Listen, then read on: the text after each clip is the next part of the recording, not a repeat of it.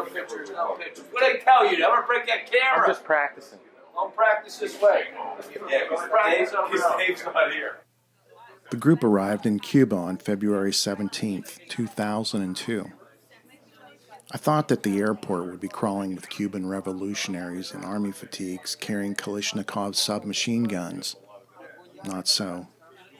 In fact, I didn't see one gun while I was in Cuba. But I'm getting ahead of myself. After I decided I would go to Cuba, I went online to book a trip.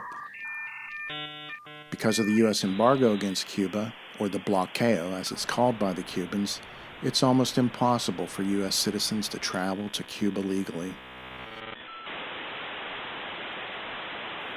There are a lot of different elements to the embargo of Cuba, but here's a quick synopsis.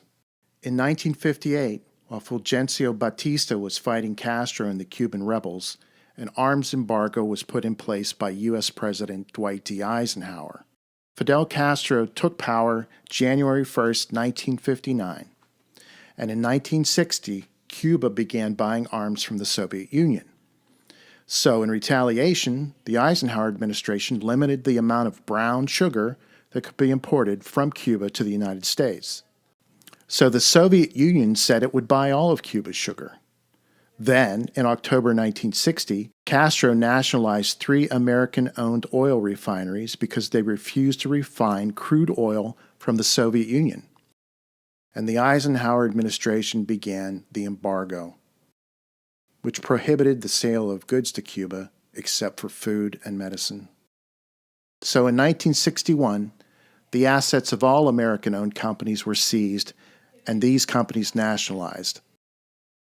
The U.S. broke diplomatic ties with Cuba in January of 1961.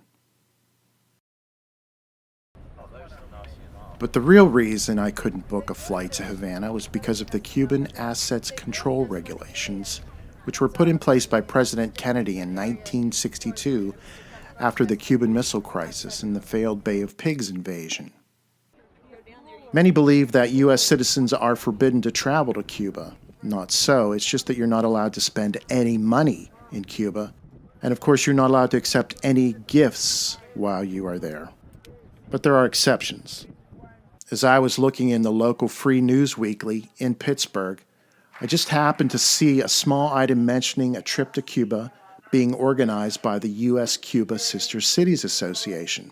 I found out that the US Cuba Sister Cities Association was based in Pittsburgh and that I would need to talk to Lisa Valanti. So I called her. She talked. I listened. Why do Americans have a penalty of 10 years in prison and $250,000 fine for coming here without U.S. government authorization? When we have everybody from around the world, and you're bumping into tourists from everywhere, and it's an international embarrassment. When I meet people from around the country, around the world, they say to me, "Oh yeah, you're from the land of the free, ha ha ha," because we can't go 90 miles off our own shore without a leash. And yet we have these illusions. We live in this virtual reality.